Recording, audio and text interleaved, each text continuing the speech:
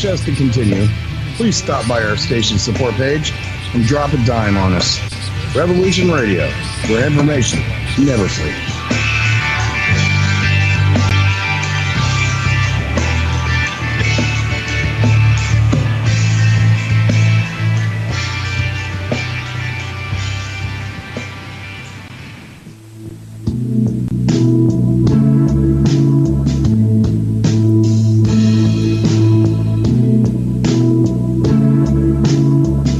Is your data safe? Do you have the necessary information to assist you in confidently living through? Hello? Hey there. Stand by. It's funny, adding you caused the feed to go quiet, which is very strange.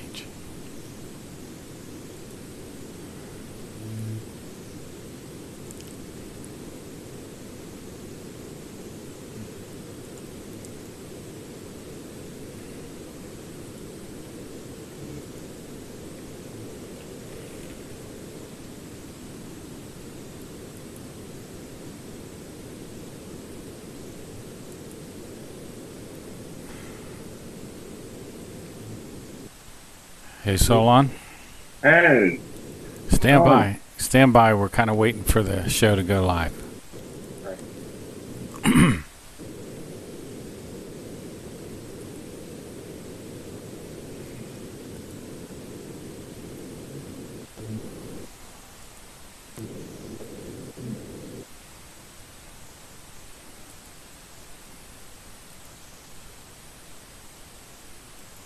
Things fixed and repaired, you can say, hey, look, this is what I had. You have it. I want it back. Is your personal data safe? Family records, addresses, phone numbers. We'll squeeze on over to freedomslips.com. Yes, that's www.freedomslips.com. Click the banner on the homepage for the EMP-proof bullet drive to get the full scoop of everything that we offer. So, folks, keep your data safe for your peace of mind.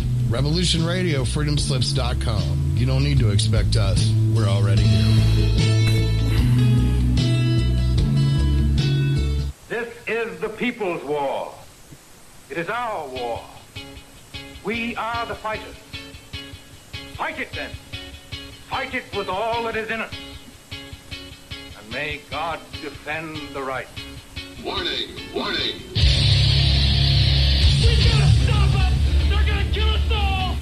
See how the trouble you've started? Be they the government, be they industry, be they organized labor, be they anyone, or human beings. Time when the operation of the machine becomes so odious, makes you so sick at heart that you can't take part. You can't even passively take part. And you've got to put your bodies upon the gears and upon the wheels, upon the levers, upon all the apparatus, and you've got to make it stop. And you've got to indicate to the people who run it, to the people who own it, that unless you're free, the machine will be prevented from working at all. Revolution Radio at freedomslips.com, the #1 listener-supported talk radio station, throwing ourselves upon the gears of the machine. Revolution Radio, where information never sleeps. You called down the thunder, well now you got it. Right, you tell them I'm coming, and hell's coming with me, you hear? Hell's coming with me! Revolution Radio.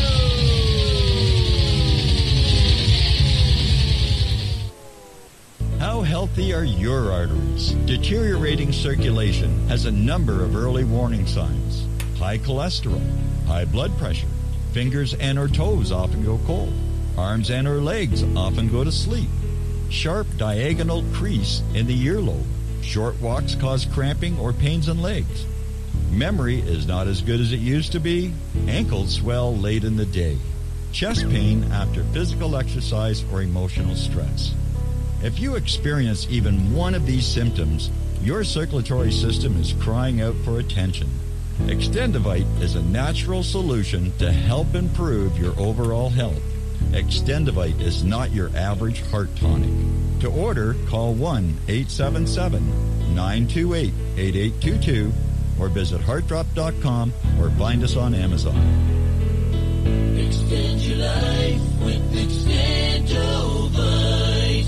The opinions expressed on this radio station, its programs, and its website by the hosts, guests, and call-in listeners or chatters are solely the opinions of the original source who expressed them. They do not necessarily represent the opinions of Revolution Radio and FreedomSlips.com, its staff, or affiliates. You're listening to Revolution Radio, FreedomSlips.com, 100% listener-supported radio, and now we return you to your host.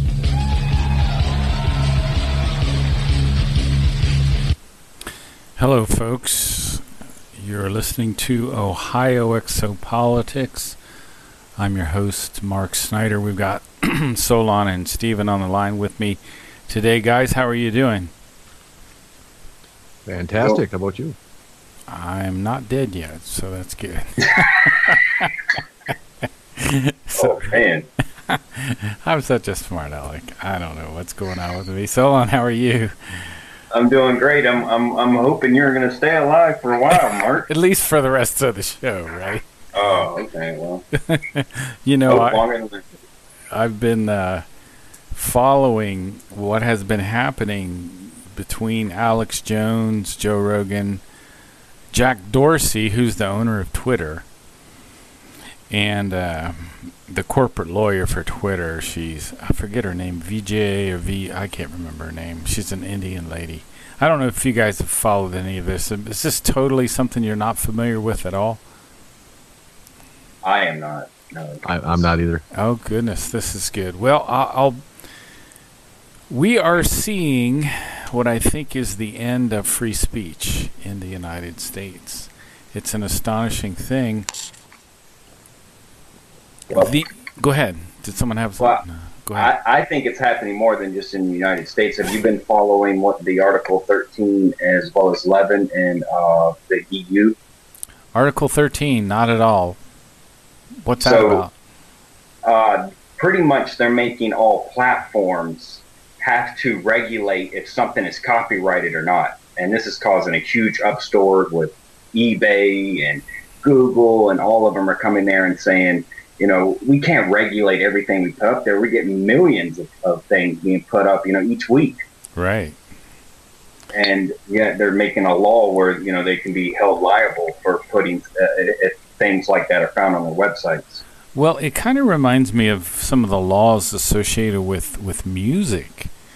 Mm-hmm. You know, BMI and some of these other companies, they come after these small little venues. Like there's a wine place, a winery that I play at, and they grow their own grapes, owned by a older couple. They're really nice, and they like my guitar music because it's relaxing, and I go over there and play.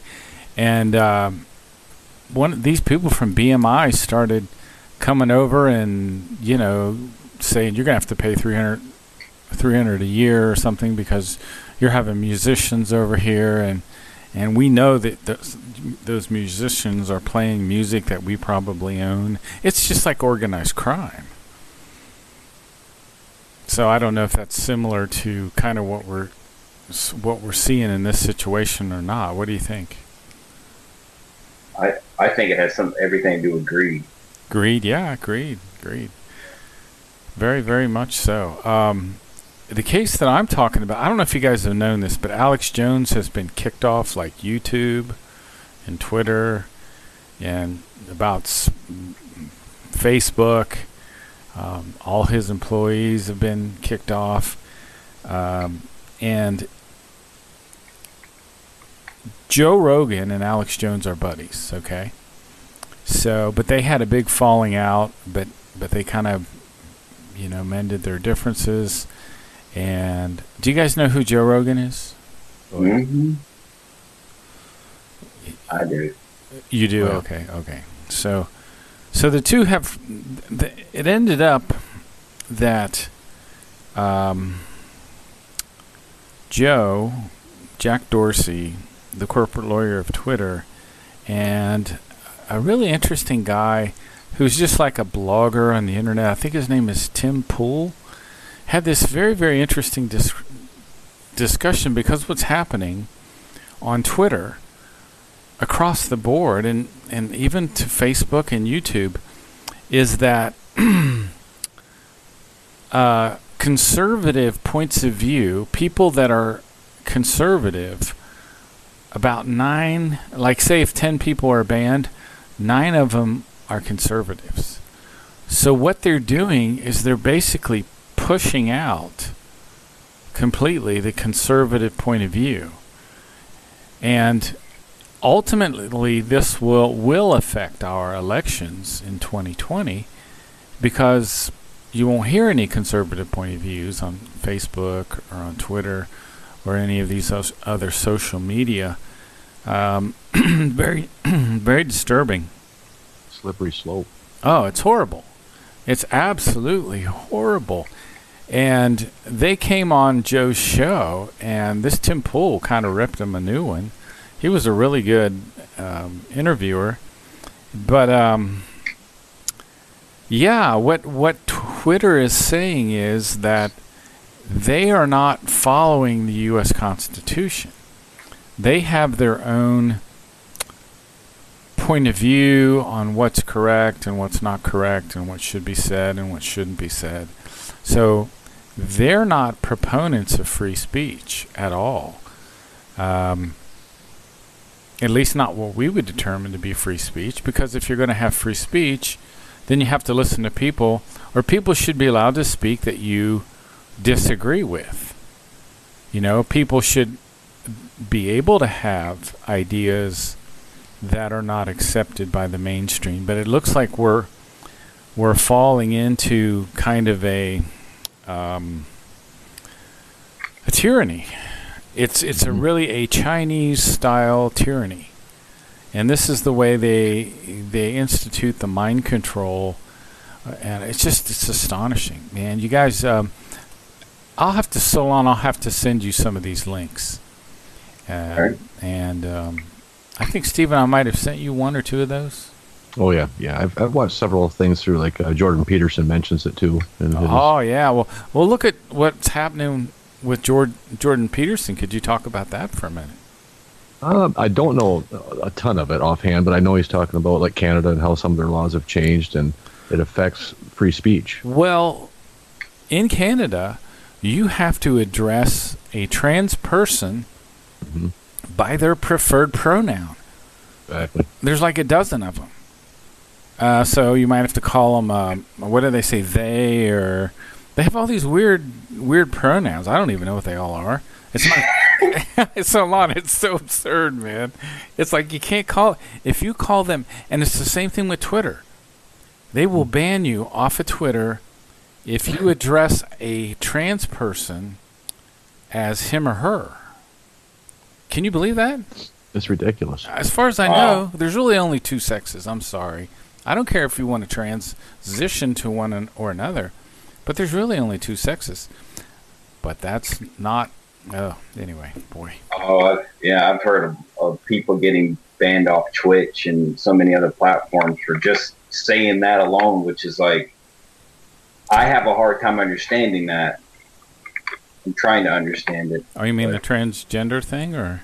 Well, just that, I mean, I've only known 2 sexes, unless you had both sex, and then I guess that was, its own thing. But even in the plant world, there's only 2 sexes, and in the animal world, and just all of a sudden we've created a new rule where, and I just don't understand it, and I'm trying to, of course. It's propaganda. It's mind control. And it's really strange because, Billy's talked about the secret dark order, and you've heard about the New World Order, but this is the first time that I've seen it this big and this flagrant, and it's a very disturbing thing to see. To make it criminal is ridiculous. Yes, I mean yeah. And you know what else is happening? Is not only are people getting banned off Twitter, banned off YouTube, and a radio show like this could easily get banned, just from what I've said so far. Yeah. Just from what I've said so far. But certain banks are now closing people's bank accounts over this. Really? Yes. Which banks is those? Or which? Well, they were banks I had not heard of. Oh. But it's also occurring with PayPal, and it's occurring with one other organization that I've forgotten the name of. So it's... I've been watching a lot of that this week. I had an interesting discussion on the Meyer Information Wednesday with Rem, but we are really seeing the historical trends that the Meyer case talks about unfolding so dramatically, and it's insidious because it's going on in the background and so many people aren't aware of it. It's extremely disturbing, but it's just the way things are right now. I wish Billy was wrong. I wish, I wish that overpopulation wasn't such a big problem. I wish that we weren't going to have to go through this, but go ahead. This attack on free speech is just turning up that burner on the problems. It's going to make it boil over. Yeah, it's people don't have a way to to express themselves and to bring up things to make an argument or make a point. And if you can't discuss something, then what's the purpose of communication? I've never been in a meeting where everybody agreed on something. Someone's always going to be offended or not like what's being presented, but sure. You have to hear it, make an informed decision. Right. It's wow. I never thought we'd be this to this point so quickly. We talked about the fires and how the Meyer prophecies have talked about the fires. We've talked about the hurricanes and how the Meyer prophecies have talked about the hurricanes. We've talked about the coming Civil War in the United States. And boy, it's coming a whole lot quicker than what I thought it was ever possible. And let me read this one little section here. And maybe we can talk about it a little bit. It says, the people will be completely powerless against all this. And what it was previously describing is these historical trends. The people will be completely powerless against all this, and they will live through 888 days of hell on earth, suffering hunger and plagues, which will claim even more lives than the war itself. Have you guys heard of typhus, the disease? I've heard of is it typhoid or typhus? I think it's typhus. Typhus comes from rats, and there are so many homeless people in Los Angeles right now that they're having outbreaks of typhus.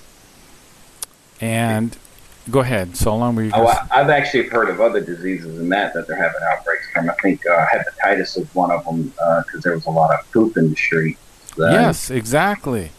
Now that's actually a job now in California where they're hiring people just to go, spray down the streets. My goodness. There's also a huge rodent problem with the rats, and I think typhus is a flea-borne disease. So,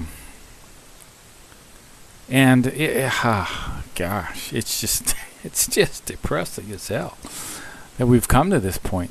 Tuberculosis is also spreading among the homeless population. Now, can you imagine wanting to bring in more people? The far left, what do they chant? No borders, no walls, no USA at all. How can are they thinking at all? Are they mind controlled?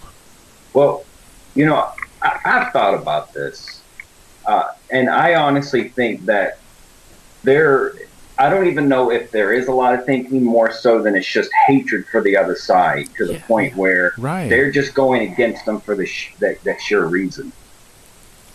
Yeah, I agree. It's completely irrational. Have you listened to this Alexandria Ocasio-Cortez at all? I have not. That sounds like a composer. I want to hang out with you guys because you guys are comfortably numb, or I don't know, that's not the right word, but I think it's better to be away from this stuff sometimes. Well, I would say that I have thought about it a lot sometimes, and you do get depressed. And I think when you do think about it enough and you try to understand certain ways that you can become what I call Shakir within myself, you try to see the system as falling apart and how you can, provide for yourself when this takes place. And I think when I do that, I get more and more, I become calm within myself, because it's like, all right, if that happens, I'll have this. And, you just try to see the future from where we are right now, One thing maybe that it'll do is that as this insanity progresses, people that are rational and capable will be in a huge demand, I would think, and maybe it could be a blessing from that perspective. I don't know, Mark, but I don't want to put my head in the sand by any means, but I just find in my off time, I'm either trying to work on my own life, to make my life better, and I don't shy away from hearing about these things. I just don't spend a lot of my time digging into the negative stuff. I just say, well, what can I do to improve my life, and work on those things, and I tend not to worry about the other stuff that I can't change. So I think that's a good thing to do, and I think when things are most difficult in my life, I just have to do that. Yep. But gotta get balance. There's a part of me that wants to try to make sense out of the big picture. I translated a contact note that talked about someone who was doing research on the death symbol, which is falsely known as the peace symbol. And in there, they said that this guy did this intense research that it actually had a negative effect on him. I believe it. I believe it. Totally believe it. Did he get depressed or? I don't know if they went into too much information about it, because I think they named the guy actually in there, and so I don't think they revealed too much information, but they talked about it having a negative consequence on him. Is that what you wanted to talk about, Solon, or did you have something else, or did you have nothing specific? Currently, I'm really into what Billy talks about with indifference, and I think it kind of relates to what we're saying. Totally relates to what we're saying. Now, where are you studying this? In the Goblet of Truth? Well, actually, I guess who really brought it to the forefront for me was Figu Australia's newsletter that came out, that I actually have in front of me. And she translates it, what Billy calls it. I guess you've also talked about it, right? Indifference? Yeah. I've talked about indifference in terms of the Goblet of Truth talks about. It says in the third millennium, the people of the earth will become indolent, obtuse, indifferent, and it says something else about, I can't remember exactly what it says. But go ahead. Yeah, indifference is very, very interesting. Yeah, so this is by Vivian Walker. Hopefully I said her name right. She's from Figu Australia Land Group. And she kind of quotes Billy here, and she says, "I call indifference an evil, negative, and bad characteristics of those human beings who simply consciously and thoughtlessly and without feelings for others accept happenings and events without evaluating it by one iota or being interested in it. Consequently, they are also absolutely incapable of forming a moral judgment about it." Wow. So people are completely indifferent. They don't care. They don't pay. Oh, wow. Really? Gosh. Yes. She gives a really great detail about, this taking place in her life, where a goat was she was supposed to take care of a goat and for her neighbor, and the goat, I think it got up to 102 degrees Fahrenheit, which is close to 40 Celsius there. Right. And she felt really bad because this thing was just getting beat on by the sun. Sure. And I don't know if it had enough water. So what they did is they went out there and they cut this leash that it was on, and they moved it to another fence that had a tree under it, and it said that it went underneath the tree and it just stayed there the whole time. Wow. And the neighbor came back, and they were upset that they cut this, this leash, this chain. And she said, she could have just not said anything and let the relationship with her neighbor deteriorate, or she could print out some information and go to her neighbor and not just send it over an email, she said, which a lot of people just will send something, but went over there and talked to her neighbor face to face and tried to, maybe understand where one another was coming from and use evidence. I remember this has been 14, 15 years ago or so. I wasn't even living in this house, but I was in this area, and at that time I think I had 2 dogs of my own at that time, but it was like a cold spring night, like maybe 40 degrees, and it was raining, and I kept hearing a dog bark, and it was real close, and I'm like, wait a minute, that dog's got to be outside, and it's barking like crazy. And so I went out into the woods with a flashlight, and I looked around. I didn't expect to see the dog in the woods. I found the dog in the woods, and he was they had taken like a thing that you put fish on, and they had tied that around the tree and tied the dog to the tree that way. So I got him loose, and I brought him in the house and dried him off and had a spare cage. And the next day, there was a group of kids that kind of came outside in front of the house because they went the next day to see if their dog was there. And I went out and talked to them, and I said, you can't just tie a dog to a tree and leave it there overnight. Oh, we were going to come back for him in the morning. I said, you just can't do that. I mean, he could die of hypothermia out there in that rain and as cold as it was. And I asked him, I said, well, do your parents know you have this dog? And then they weren't answering me. And so I didn't really say much more. And I said, well, I'm going to take care of the dog. He's going to be fine. Don't worry about it. And then they got all upset. You got our dog. You've got our dog. Well, yeah, I got your dog. Period. So what I did is I got the dog, and we ended up my wife had a couple friends, or she had a friend that had a family and kids, and they wanted a dog. So they ended up taking the dog, and they lived kind of like on almost like a farm.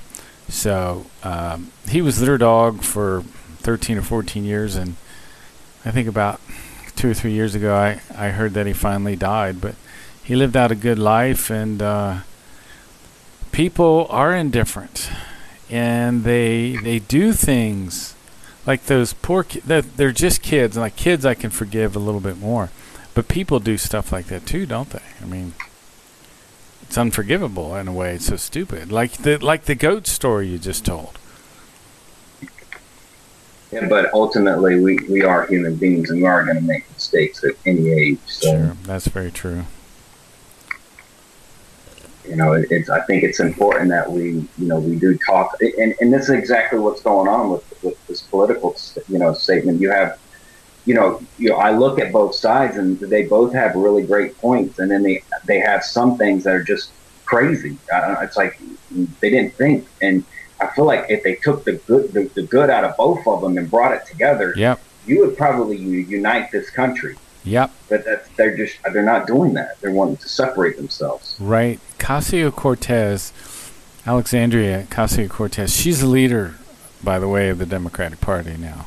She's where the real power is, and she could be running in 2020. So you'll hear about her soon. But she has her basic ideas at a real simplistic level are good.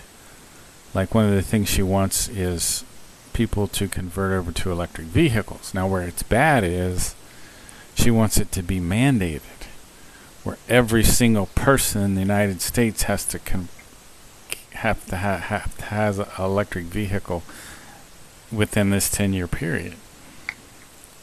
So then it becomes a tyranny, you see what I'm saying? And she also says, well, we're going to ban all air travel. Now, these things sound absurd to us, don't they? Now, I know how bad it is with us burning 99 million barrels of oil every day.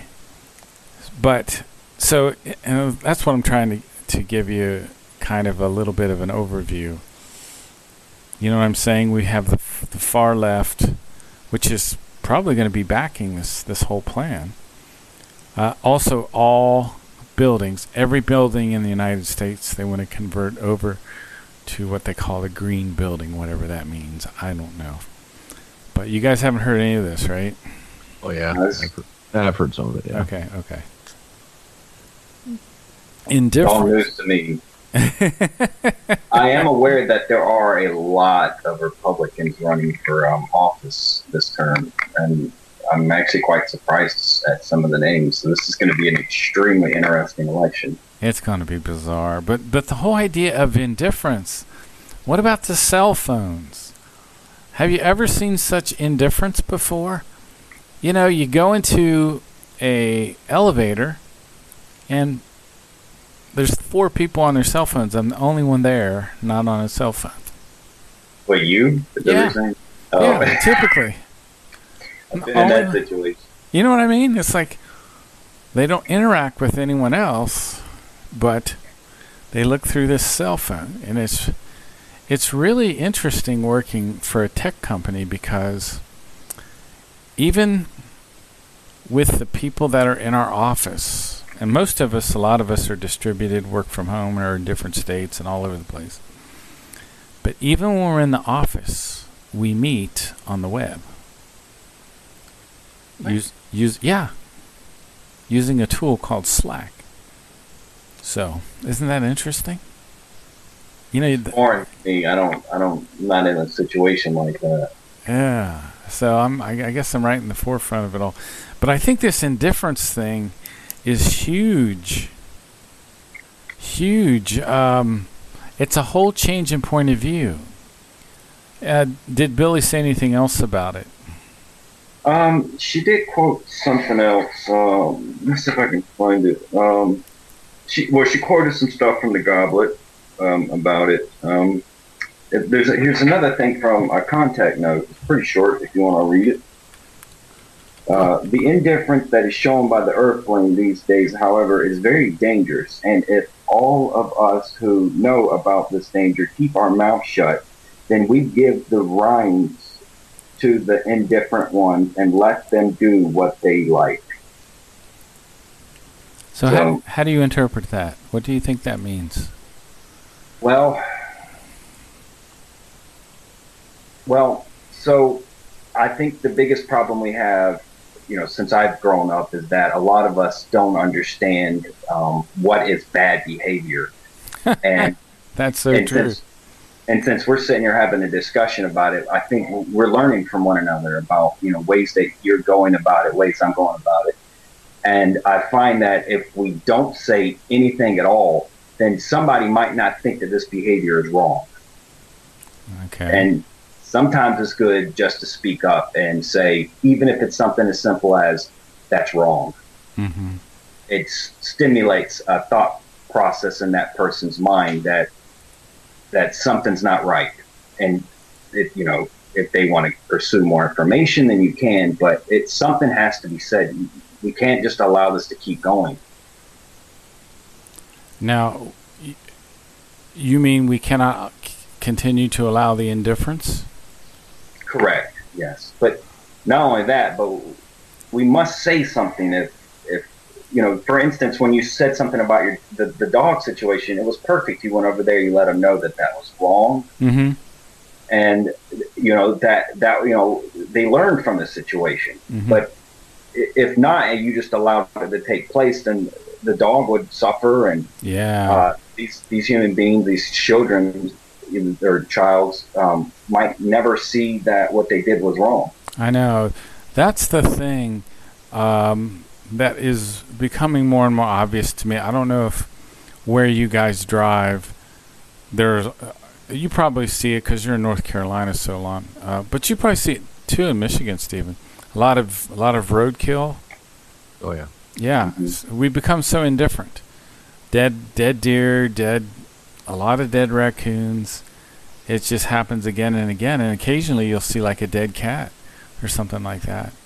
I actually have a story about this. Okay. So Frosty Woodridge actually made me aware that we were having this extinction and all these roadkills, and so I decided one time when I was driving, there was some vultures that were like attacking this thing on the road, and I was like, well, I'll get a shovel and I throw it off the road so no one will hit the vultures. Well, I did this, and a cop came up to me when me walking back to my house, asking me what I was doing with a shovel. Really? And and he was breaking the law, mind you, because he was on a four-wheeler and on the road, which he was not supposed to be at all, which was kind of like another thing. And I was like, how was he able to do this? And was like questioned me, and I almost felt like I had done something wrong by trying to So he was saying you were breaking the law by having a shovel and walking on the side of the road, or now he approached me as though I was up to no good. Oh, so I'd say he didn't say I was breaking the law. Okay. The only reason I bring this up is because I was instantly accused of, or what felt like I was instantly accused of doing something. And in reality, I was just moving, the roadkill. But I guess, when you see a 25-year-old person with a shovel walking up and down the road, I guess apparently that's a bad sign. I don't know. Right. I understand it. So what was it? Was it a dead deer? Was it a dead possum? What was it? It's hard to tell. I can't remember. I think it was a raccoon, to be honest with you. Yeah, it probably was. Many of those. So we just drive on past. We never, and people the same thing. They don't help animals. And there's a balance there, certainly. Let me read this in Contact 229 about indifference. It says, when the new prophet appears, 1,937 years after the birth of the prophet Emmanuel, the time will begin when children will be abused and sold for fornication. For many who are degenerated in the worst form of inhumanity will find pleasure in their young skin. Many children will be driven into whoring, or will be strangled after being indecently abused, or killed by poison or weapons. But there will also be very many homeless children who are living on the streets, where they fall into the hands of dealers who kill and gut them like animals for the sake of their viscera. Other children will become targets for the authorities, murderous henchmen, and others will be treated like submissive animals.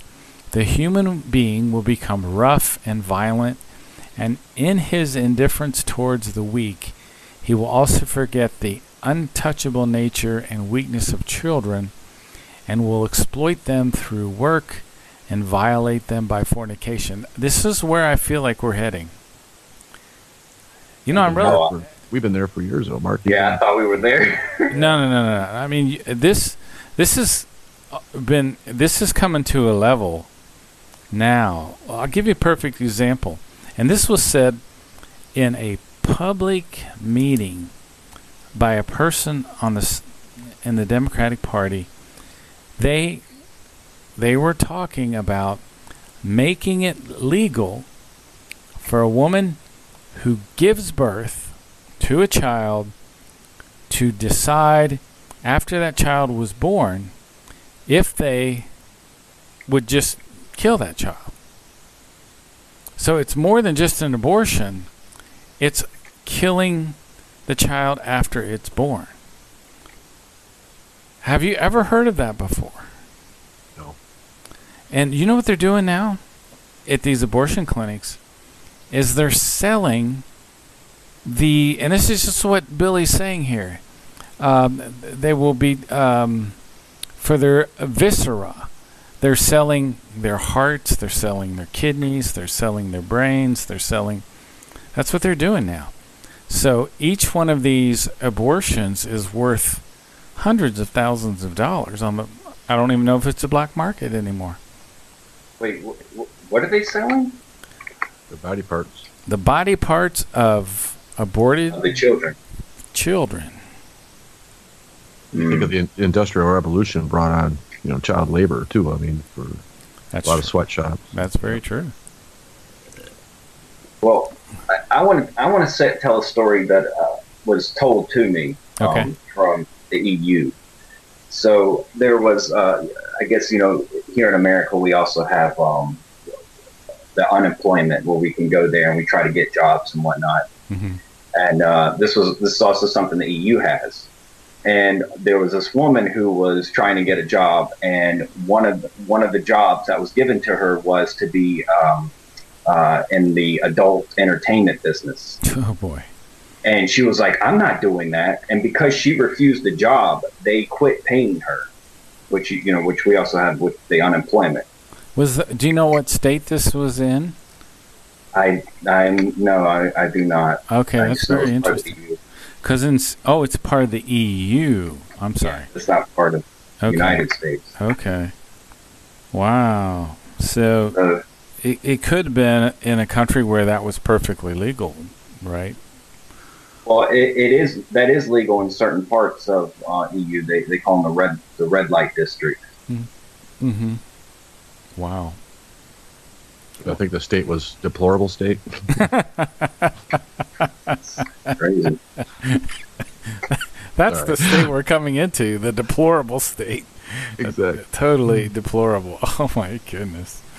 Yes, so what's happening now is the tech giants we're being attacked through corporations, through Google, through YouTube, through Twitter, and that's where they're going to take away the right to free speech, and that's where it's all going to come through.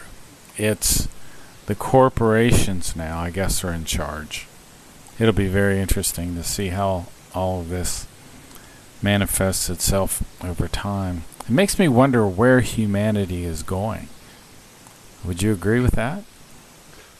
Off the rails. Like a crazy train? Wasn't that a song? I grew up in the time when technology was coming about, and I grew up with it. And I feel like, we're going through an experiment that we were not ready for. We don't know where this is going to lead. Oh, I agree. I don't know about you, Mark. Sometimes when I see comments on different videos, that we post, people tend to worry about where to live, what to do, this time that's coming upon us. There's a lot of fear. Mm-hmm. And I don't think that's healthy either, to live in fear. I mean, it's like, well, what are the steps you can do to lead a healthy, balanced life? I mean, I think those are the things you should focus on. Mm-hmm. Not where you're going to live, because for a lot of people, you're stuck where you're stuck. It is what it is. Mm.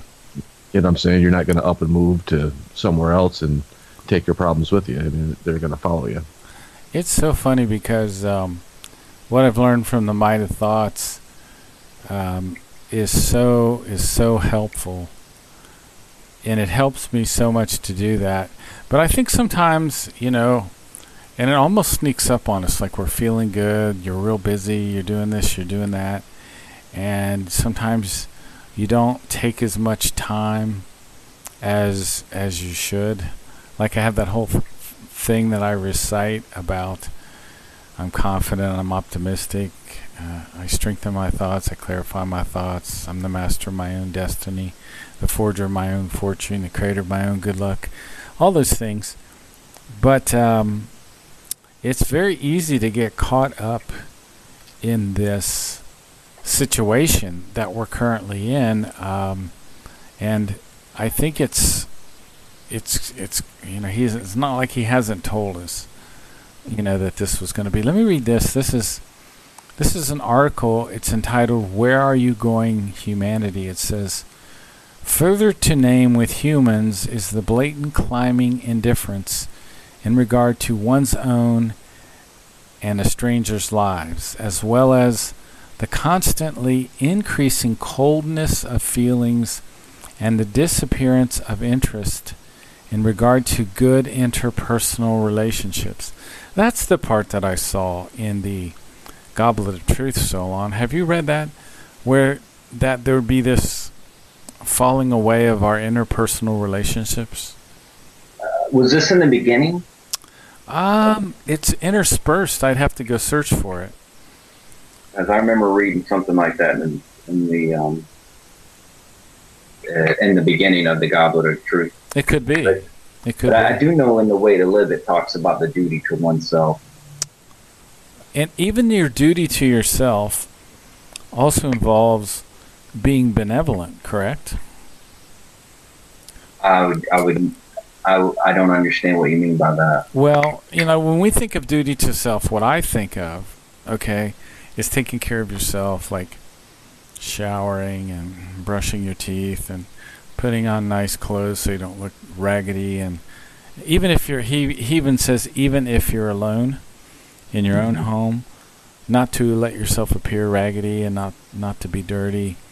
And it's just all a part of fulfilling your duty to yourself. But also, he said, being kind and benevolent towards others and things like that is also part of your duty to yourself.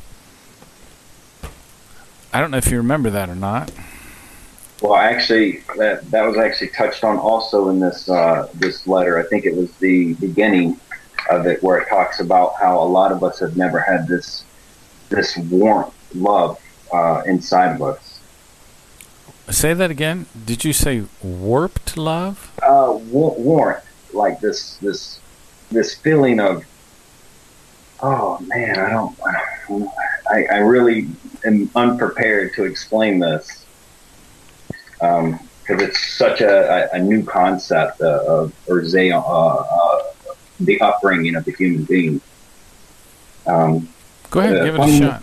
Give it a shot. I'll read this last little bit right here. Where's it at? This is actually written by Bill. I think it came from the Bean Portal actually, and it's labeled "The human being needs inner warmth." Oh, okay. Inner warmth. Yeah, maybe. Okay. Yes, inner warmth,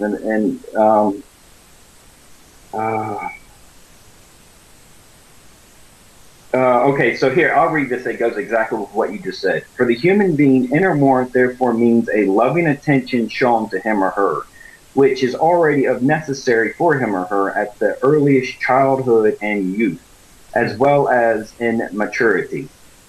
This inner warmth is a fundamentally prerequisite for the human being to be able to correctly develop in consciousness, in the psyche, as well as in thoughts and feelings. Really, that's really great. I love that. Yeah. Yeah. That's outstanding. Focus on that to be a priority right there.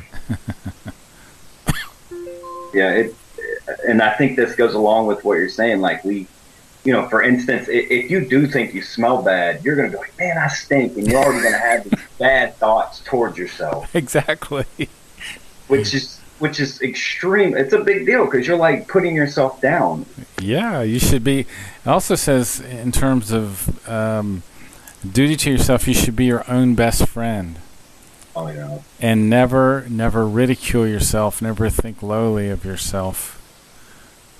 And I literally I needed this like probably an hour ago. Did you? Well, yeah. Here's a little section I think is pretty good. It says, whoever you are, human being, who reads these lines, always care for the best health of your body and your psyche. Always do not thereby disregard the health of your consciousness, whereby you must constantly be concerned. However, that you do not mollycoddle your consciousness or psyche or body. And I think mollycoddle there means be overprotective. Whoever constantly challenges his body and his or her psyche and his or her consciousness does good thereby and promotes the fulfillment of his duty to his or herself, to himself or herself, and to his own duty. But whoever simply dashes into this squanders and wastes a possession of tremendous spiritual value, which is often enough to raise him or her above other human beings and above his or her own destiny, a useful possession in comparison to which all treasures of the earth are mere junk. You know, this is an area I really need to focus on more, the fulfillment of the duty to the self. Is that your main focus, The Way to Live book? Mark, I just got to say what you just said was like so profound. I'm like kind of puzzled by it, honestly, which is really strange. Okay. Did you want to comment on it or I'll say this, man, that the spiritual teaching that's why it's so important for us to study. I mean, the UFO stuff is interesting and all the history. I love that stuff. Sure.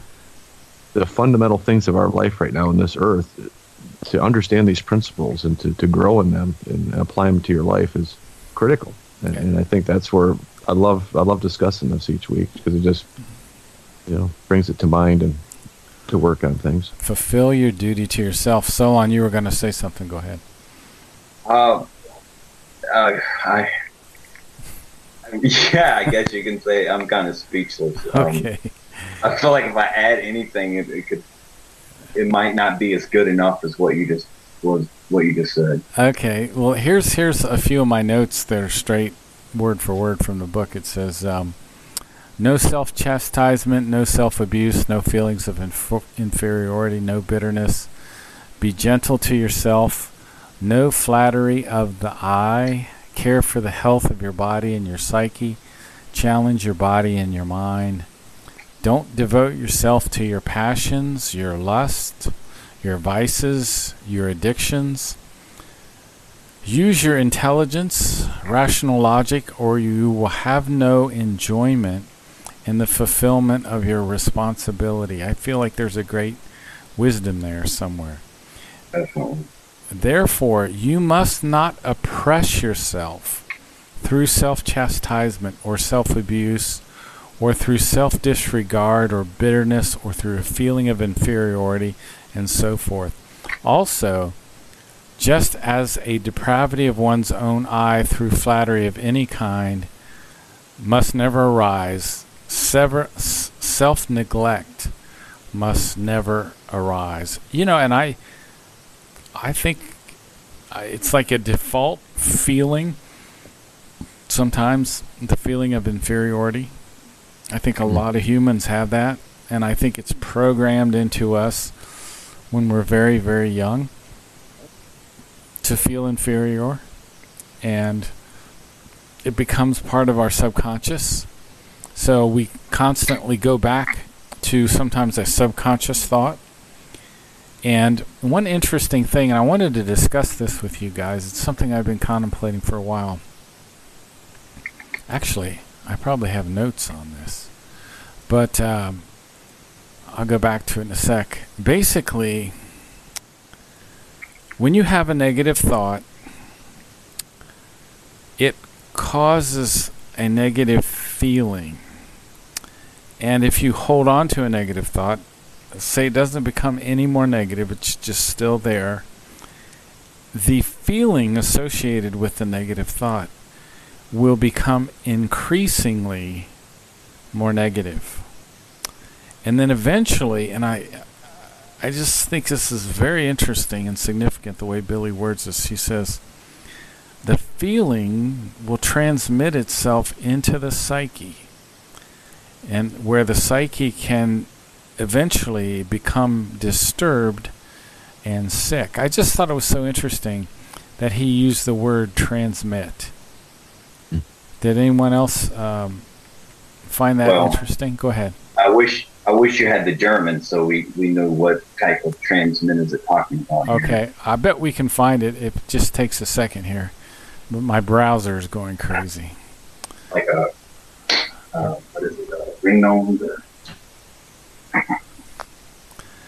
My browser is...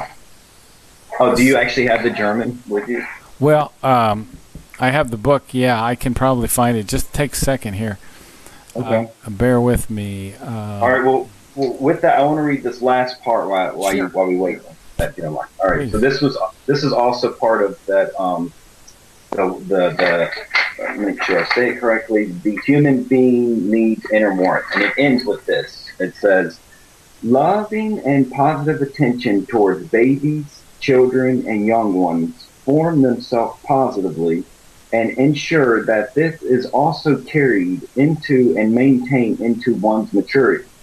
So therefore, the whole thing persistently forms the consciousness-based and psyche-based development, which then also forms a healthy life-affirming and life conduct with a good world of thoughts and feelings. Already, as a baby, the human being feels how very important positive and loving words corresponding attention are. And this is then all the more the case in childhood, I should say, youth, and maturity. Thus, at the beginning of his or her existence in the material world, the human being feels whether or not he or she is met with inner warmth through loving attention, as well as feelings for him or her and affliction, etc. And actually, these values are the source of good and healthy life, and things for the human being as tendency important as the air he or she breathes, and as precious things. That's what it says. That's a stick over word there. I think pets are kind of like that too. They seem to really need a lot of affection. I know when I let my cats in, sometimes they drive me up the wall and they just won't let me alone. It's just anyway, that's another discussion. Entirely. And the same way with this other dog we have here. He's, oh my God, he wants so much attention. It's just unbelievable. I also find this to be also true for human beings. I just don't think we share it in the same, we don't show it in the same manner sometimes. The section that I was talking about, we're probably going to switch over to the other hour in about 4 minutes. But the section I was talking about is Might of Thoughts, page 68, and you'll have to do your plus or minus pages to find it in your version. It says this.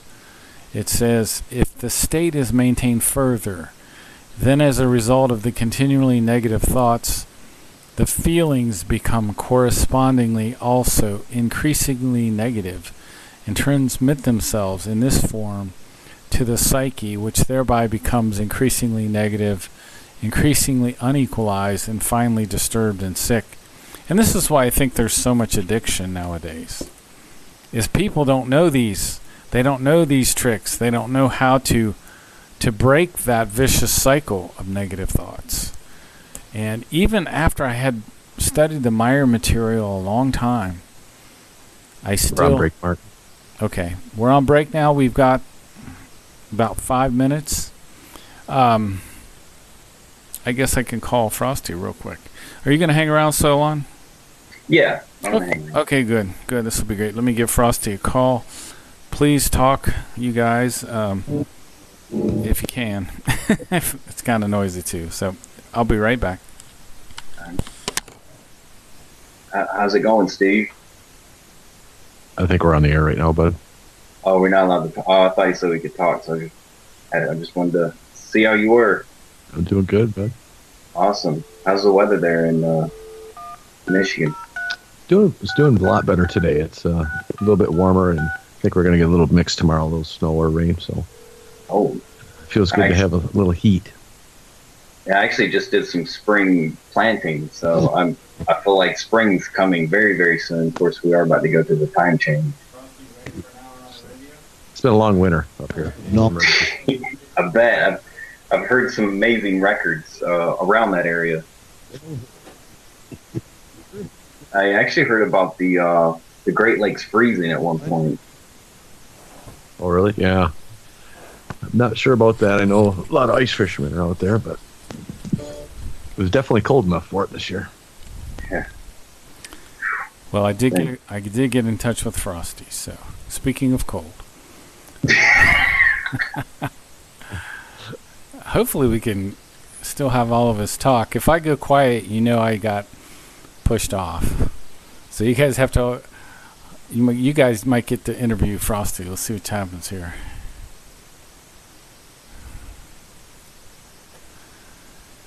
So we are calling.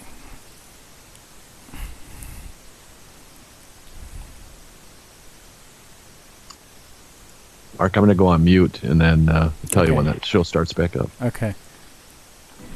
Frosty speaking. Frosty, can you hear me? I can hear you loud and clear. Okay, great to hear you, Mark. It's good to hear you, Frosty. We're on break. We got about another minute or two. Okay. All righty.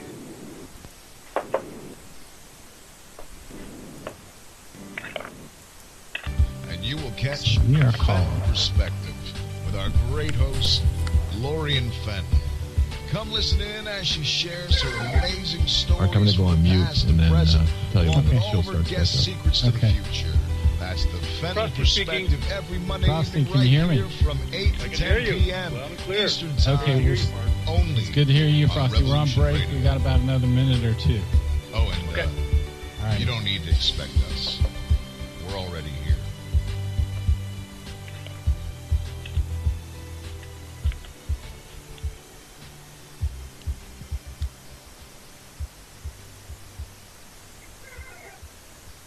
Who are we? Where do we come from?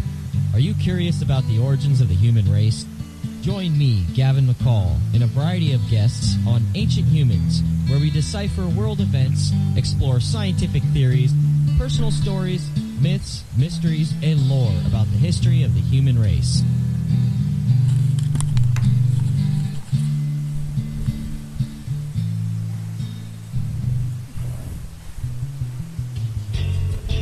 Hi everybody, it's me, the Fedge, host of Inside the Eye Line.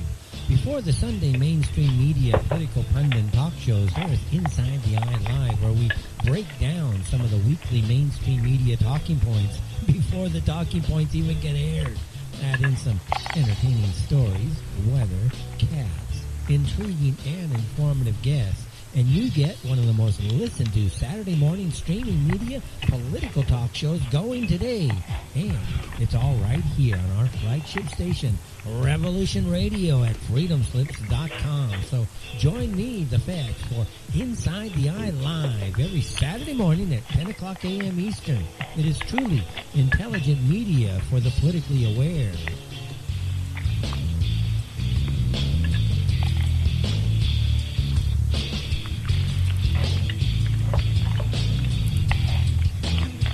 How healthy are your arteries? Deteriorating circulation has a number of early warning signs. High cholesterol, high blood pressure, fingers and or toes often go cold, arms and or legs often go to sleep, sharp diagonal crease in the earlobe, short walks cause cramping or pains in legs, memory is not as good as it used to be, ankles swell late in the day, chest pain after physical exercise or emotional stress. If you experience even one of these symptoms, your circulatory system is crying out for attention. Extendivite is a natural solution to help improve your overall health. Extendivite is not your average heart tonic. To order, call 1-877-928-8822 or visit heartdrop.com or find us on Amazon. Extend your life with Extendivite. The opinions expressed on this radio station, its programs, and its website by the hosts, guests, and call-in listeners or chatters are solely the opinions of the original source who expressed them. They do not necessarily represent the opinions of Revolution Radio and freedomslips.com, its staff, or affiliates. You're listening to Revolution Radio, freedomslips.com, 100% listener-supported radio, and now we return you to your host.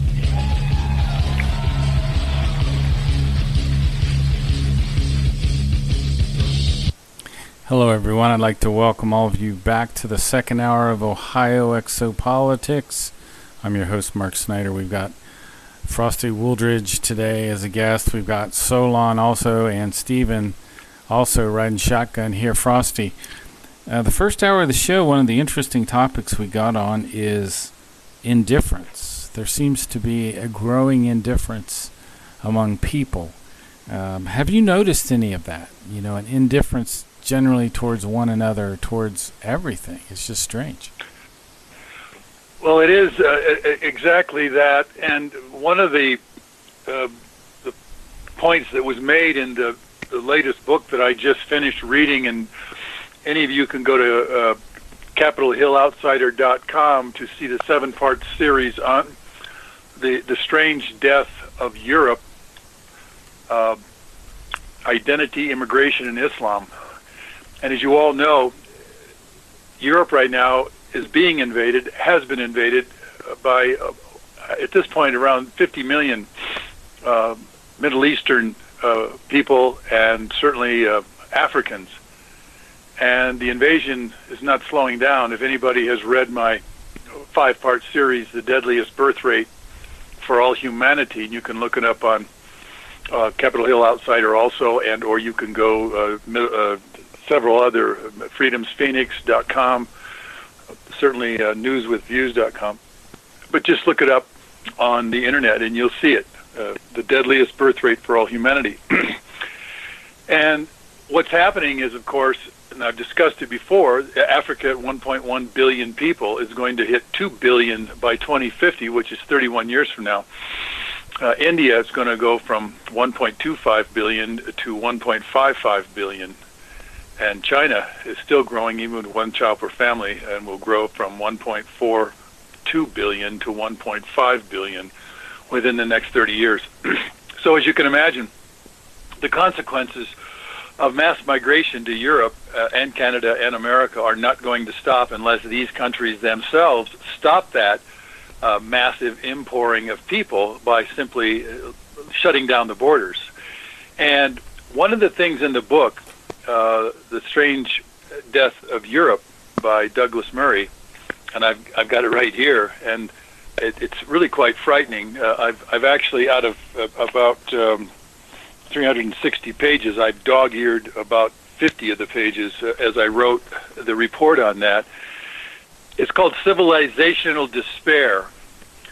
One of the things that's happened to the United States, and I hope this rings true for every person listening, is the fact that there's so many of us. In fact, Isaac Asimov said, the great science fiction writer, said that overpopulation will be the destruction of our democracy. It's because people's votes don't make any difference anymore. Individuals don't make any difference anymore because why? There's so many. I can tell you that from firsthand knowledge after having traveled all through Asia. People are just sitting on the streets, living in utter poverty. As I told you, 60% don't have a toilet there in India. The consequences of overpopulation in China, India, Bangladesh are so overwhelmingly beyond the capacity for anybody to not only do anything about them, but then at some point not even care. Civilizational despair, if you will. And so here in America, nowadays, we've got 330 million people. When I was a kid, back in college, we only had 194 million. And everybody was American. Well, we're closing in on 50 million foreign-born in this country right now. And so 50 million people in this country right now weren't even born here. They have really no stake in this country. They don't even know who Thomas Jefferson was. They certainly could care less who Abigail Adams was. They don't even know the guy named Abraham Lincoln or George Washington or Thomas Jefferson right on down the line. And so what you're seeing is just, and you could, I think it was Jay Leno, and there's another guy on Facebook that goes around asking people out in California, who was Thomas Jefferson, or who is he? And nobody knows. And how many states in the Union? They don't even know. They can't even name the 2 senators from their own state. They can't even name the capital of their own state. And so for those of you who don't know this, there are about 45 million people in this country who are functionally illiterate. Functionally illiterate. What is that? About 1/7 of our population. So when you see that people are indifferent, or they simply don't care, it's because they're clueless, if you will, or they have no interest. They don't have a dog in the fight, if you will, as to this country. When I was in college, you had to go into the military after you got out of college. You're going to go into the military, period. Well, nobody has to go into the military anymore, and less than 1%. And I know one thing about the military. When I was in the United States Army as an Army officer, you respect the flag, and you respect the Pledge of Allegiance, and you respect the United States of America because you put your heart and mind and soul into it when you were in the military, and that's the 5 branches of the service.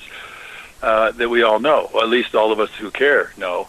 And so one of the things I've found, certainly in the last 50 years, is that you got your Generation X, you got your millennials and all that, and they have no investment. They're living off the incredible sacrifices by the World War II veterans. They're certainly living off the sacrifices of every person that's been a military person, from the Korean War through the Vietnam War, through the Afghan War, through the Iraq War. And virtually 99% of Americans have no investment whatsoever. So if you have no investment and you take your freedom for granted, and you take food for granted, you take housing for granted, and you take a job for granted, or the fact that you don't even have a job and you're living off, food stamps, EBT cards, Section 8 housing, then what's the point of being involved? And again, 50% of Americans don't vote in national elections, and 90% don't vote in local elections. So I can say this, Mark, when you say that there's a lot of indifferent people, you would be very correct. And so many of them simply don't care because it's just not in their consciousness, because they don't have a dog in the fight. There is a lot of commentators now on the left. And personally, I think in the mainstream media, a lot of these people on the left, I know they're paid officially by like CNN, but I think China is involved in this somehow, and we can talk about that a little bit. But Don Lemon is one of them that's said a lot of strange things about, white men being a terror threat and things like that. Can you comment on that? Yes, I actually wrote about that. It totally a racist, an extraordinarily racist comment for a man like Don Lemon. He's a gay black man, from what I understand, much like Jesse Smollett. Yeah.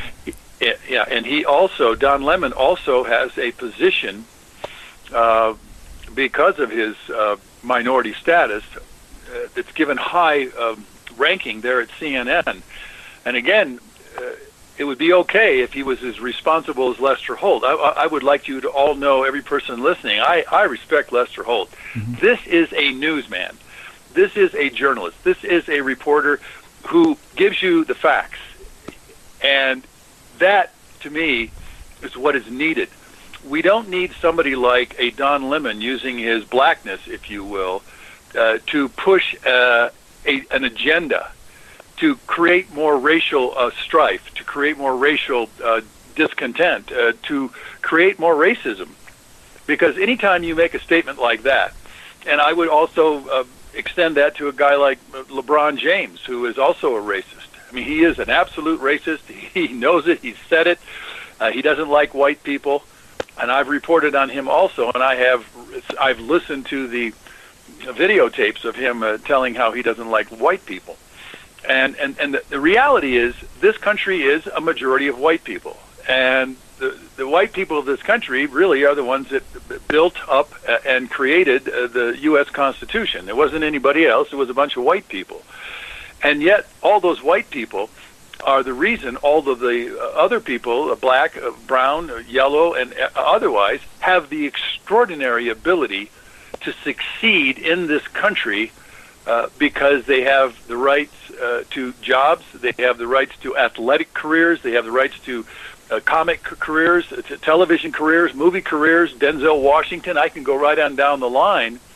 All of these blacks and certainly whites and browns and yellow persons in this country have the most extraordinary opportunity to be very self-expressive, be very creative. Spike Lee, who hates America himself, is a filmmaker, and he's very racist himself.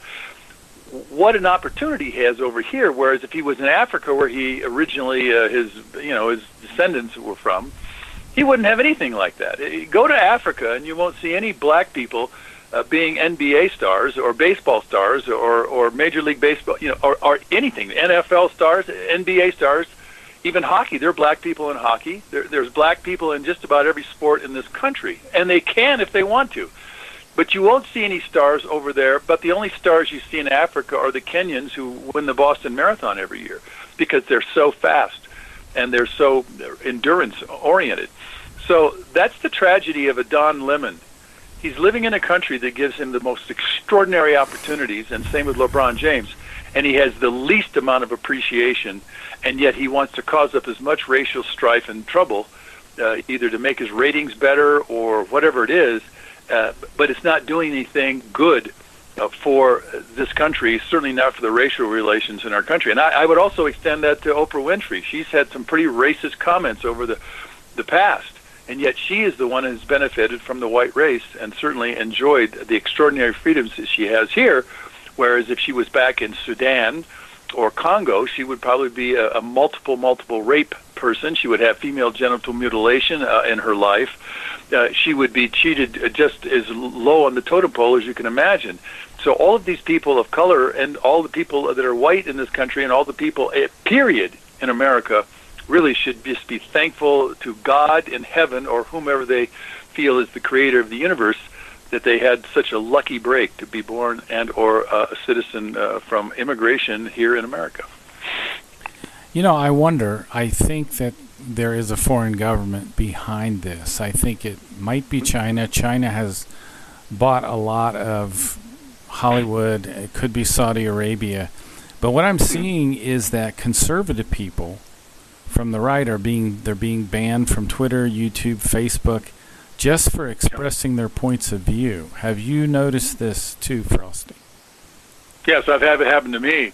Oh, have you? When I see, I was banned for 30 days one time. I was banned for a week twice now. From Twitter? And so, from Facebook. Facebook, really? Now, what did you do? I did was just post something? Well, there was a thing on Islam, and so I just pasted Voltaire's comments on Islam. I've got 20. And I've written a 22-part series on Islam in America. I wrote an 8-part series on impregnating America with Muslims, and I wrote a 12-part series on Muslims in America. And I just told the facts, the truth, kind of like the guy, Douglas Murray, who wrote The Strange Death of Europe. There was a comment on Islam, and I just simply quoted Voltaire's statement on what he thought about Islam. And, Voltaire was the French person he was a French philosopher. But I've got Teddy Roosevelt's quote on Islam. I've got about 20 different quotes on Islam that are just, they're stunning because they're by some of John Adams, in fact. I can go right on down the line, and all they did was just tell the truth. And so when I gave that Voltaire quote, they said it was hate speech, and so they banned me for 30 days, and then 2 other times for 7 days. They don't want any free speech there on Facebook, and they certainly don't want you to give the reality of what's going on in Islam. I could quote you right here. The militant Islam is the person who beheads the infidel. Well, the moderate Islam Muslim holds the feet of the victim for the radical one. Muslims must not take infidels as their friends. Quran 3:28. Terrorize and behead those who believe in the scriptures other than the Quran. Quran 8:12. I can give you about 100 passages like that. And so, that's what's going on. Facebook is absolutely doing whatever it wants to stifle free speech. No question about it. Well, and couldn't a foreign government then influence our elections? Because if they go through and they're doing this, they've done it to Alex Jones, they've done it to a couple of other conservatives. What's the one fellow's name? I think he's a gay guy from New York. Anyway, but but they've done this to many of these conservative viewpoints. And what they're banning them from YouTube, they're banning them from Facebook. And so what they're doing is they have a bias, a huge bias against conservatism. So what they're doing is eliminating the conservative point of view from Facebook, from YouTube. And I think this could heavily influence the next election. There's no question it could. Now, let me quote the Voltaire quote that on the Quran and Islam that I was banned for a month. Voltaire said, and I'm quoting, "The Quran teaches fear, hatred, contempt for others, murder as legitimate means for dissemination and preservation of this satanic doctrine. It talks ill of women, classifies people into classes, calls for blood and even more blood, yet that a camel trader sparks uproar in his tribe, and that he, Muhammad, wants to make his fellow citizens believe that he talked to the archangel Gabriel, that he boasted about being taken up into heaven and receiving a part of that indigestible book there, which can shake common sense on every page, that to gain respect for this work he covers his country with iron and fire, and he strangles fathers, drags away daughters, that he leaves the beaten a free choice between death and his faith. Now this is certainly something that no one can excuse unless he came as a Turk into the world, unless superstition has stifled any natural light of reason in him," unquote. That was Voltaire's statement on the Quran. I've got another 20 statements that are just about the same thing in different ways. And two of the other guys I was thinking about, one of them was Gavin McInnes. I don't know if you've ever heard of him. And the other guy is Milo Yiannopoulos, who is actually on the left, but he has some conservative viewpoints. I mean, he's a gay man kind of on the left, not way left, but he has some conservative point of views. And he does give conservative point of views about things, but he's been banned as well. And he says that free speech is just totally being squashed. Anyone that comes up with any kind of information that's conservative now is getting banned off of these platforms. That's exactly right. As a matter of fact, in the book, again, I'm holding it right here in my hand, Douglas Murray's Strangeness of Europe, Immigration, Identity, and Islam. The main powers and all the powers of all of the European countries and all the leaders absolutely banned any conversation against any of the mass immigration into Europe of Muslims. And now they are so overwhelmed with Muslims that there's nothing they can do. They have swallowed the camel, if you will, and they're being taken over. And there's no question. I just saw a video where this one Muslim in the Great Britain there, he says, "We are going to rule Great Britain before 2050. We're gonna rule it 31 years from now. The British will no longer be British. They're going to be Muslims, and they're not going to have much. They're not going to have any choice. And so that's the kind of thing that's going on.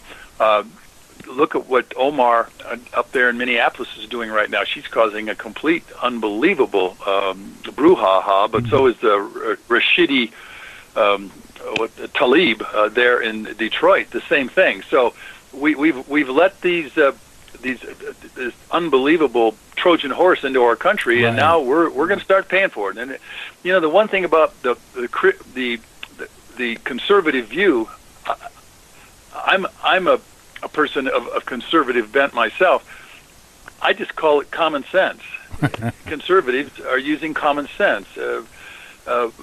Highly democratic people are socialists. They are people that want to give away hard-earned money of workers who work to those who don't work, or don't want to work, or won't go to school, or won't stay in school, or won't become personally accountable. There was a lady out in California who was African American. She had 4 kids, and she was living in a very nice apartment, and she was bragging about her EBT card and her Section 8 housing and her 4 kids, and she gets to go to Subways and McDonald's, and her EBT card works for her so she can treat the kids all she wants to pizzas, which of course is not a very good food to eat for any kind of solid nutrition. And then at the end of the interview, she says, "I just don't know why anybody would want to work in America." Wow. That's how stupid she was. I mean, that's how stupid she was. And yet that's true for 44 million Americans who are living on food stamps or subsisting on food stamps or whatever they're doing. They have no personal accountability. They didn't stay in school. They didn't earn a degree, a high school diploma. They certainly didn't go on to vocational tech. And so we see more and more of that coming down. What happens when it was during Obama? He put 13 million more people on the food stamp rolls. It went up to 48 million, and now it's down to 44 million, and hopefully dropping more. But what happens when you get 50 million? What happens when you get 100 million people on food stamps? That's what socialism is all about. At some point, socialism kills the ability of an individual to have personal accountability and personal responsibility. And so at some point, there's no way that can continue because it simply will collapse in the end, and that's kind of where we're headed. Solon, Stephen, you guys have any comments, thoughts? Yeah. Okay, good. I actually have a comment about your last statement. And I think this goes back to overpopulation. But if we were to, and I'm not saying, well, if we were to get to a stable population and maintain it, do you think socialism could work then? Well, socialism can work if you have enough people pulling the financial workload, if you will, in order for those who are unable to do that. And we already have enough socialism in this country.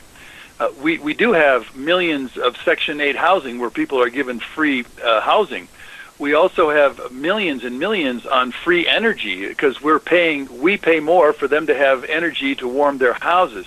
We're paying for 44 million people on food stamps. We're paying Medicaid pays for all of those who are not unable to afford Medicaid. It's a poor man's hospital deal.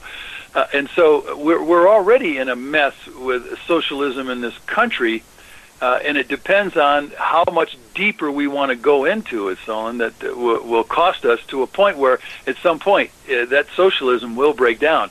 And I guarantee you this, socialism will break down in Europe at some point because there's going to be more people on the wagon and not enough horses pulling the wagon so that at some point those horses break down, the system collapses. Stephen, do you have anything? Yeah, I think it goes back to, we often talk about the law of striving and how important that is for our development. And I think that's a key thing to do with this. But you also think of a smaller community. If, let's say you live in a small community and you have a person that is in need, maybe they're injured or sick, the people are aware of it and they'll help that person out. But if they feel like that person is well now and they're not contributing, they're not working, they're going to pull them off the teat, if you will, and they're not going to get that free assistance because they have knowledge of the person. Does that make sense? It does make sense. In the end, you absolutely have to have a full community situation where there are enough people that are pulling that sled, that wagon, if you will, in order for the few, because it's the few that are in need of help. Right. It's the many who can pull the financial workload, and you can do that. I mean, Sweden was doing a very good job of it, and now they're starting to collapse because they simply don't have enough people. They've migrated. I think they've got something like 400,000 to 500,000 Somalis and Africans there in Sweden right now, and they're being overwhelmed. And they're about to collapse. Norway is about the same. They're coming close to 500,000 over there. The reason I know this is my brother lives over there for the last 35 years. And so at some point, nothing will save Norway, and nothing will save Sweden, and certainly Denmark, Finland, and Belgium the same way, and the UK. You can only have so many people on socialistic roles, essentially freeloaders. I mean, the ones that can ably work and don't work are freeloaders. But one of the really great tragedies for Sweden and Norway and all these you're bringing in these people from Africa who have no ability. They have no intellectual ability to learn and then engage a job. You can't. An African out of the bush in Somalia has a 68 IQ. That's the average in Africa. You can look it up. Is that I'm true? Just making a statement. That's 68 IQ. That's incredibly low, right? Well, I know it's incredibly low. It's almost it's just barely. You can barely teach it basic. Basic. That's why the tragedy is that like in Minneapolis, Minnesota right now with 125,000 Somali refugees, the average IQ is 68.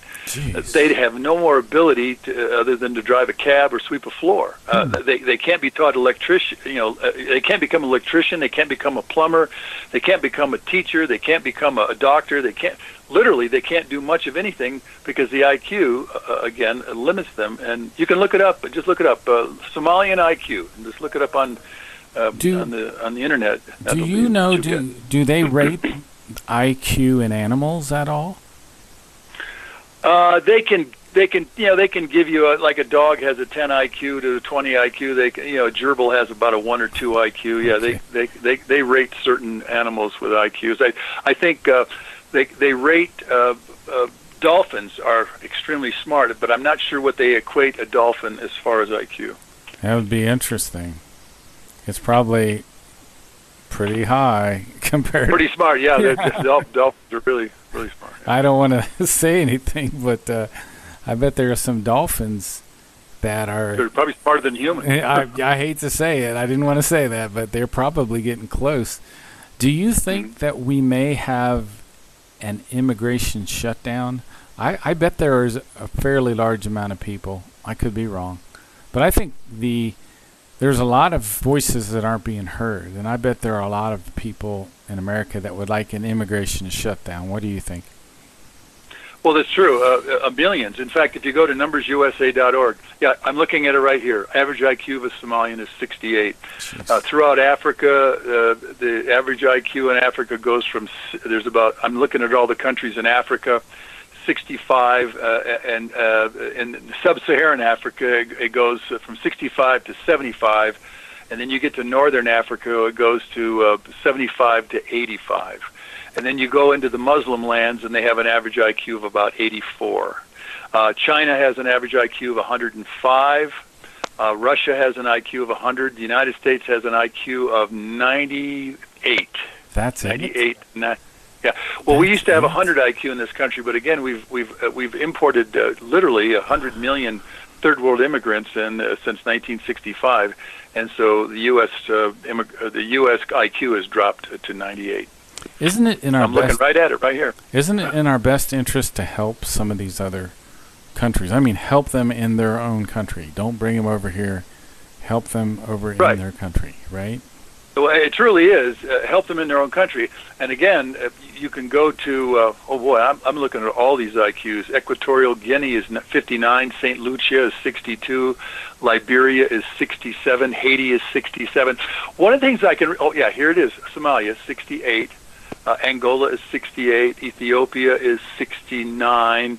I'm going down through this. One of the reasons, and this is from my travels around the world, and I'm just, I'm a math science teacher, and I'm just going around the world, and I'm seeing all these failed societies on my bicycle. Mm-hmm. And they all say, well, it's not their fault. Well, it isn't their fault. It's their condition. And when you have a 68 IQ, there's no way that you can build the Empire State Building. There's no way you can build a bridge across the Mississippi River. If you have a 68 IQ, again, about the only thing you can do is sweep a broom or drive. You can drive a car. Not that I want to be in a car with somebody with 68 IQ. I'm not sure they'd be that alert. But that's the way it is. And the reality is Roy Beck says, and I hope all of you have gone to Roy Beck's numbersusa.org and even joined it. There's 9 million other Americans are saying we need to stop mass immigration into this country, and that is that places like the horrible, Japan, 105 IQ, South Korea's got 106, Singapore's got 108, Hong Kong's got 108. Italy, 102 IQ. So you see all the successful countries of the world have an IQ well over 100.